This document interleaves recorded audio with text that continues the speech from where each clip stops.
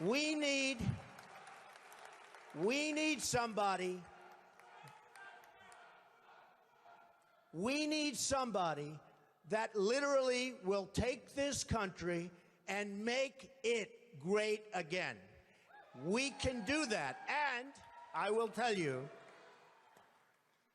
I love my life. I have a wonderful family. They're saying, Dad, you're going to do something that's going to be so tough. You know, all of my life I've heard that a truly successful person, a really, really successful person, and even modestly successful, cannot run for public office. Just can't happen. And yet that's the kind of mindset that you need to make this country great again. So, ladies and gentlemen, I am officially running for President of the United States, and we are going to make our country great again.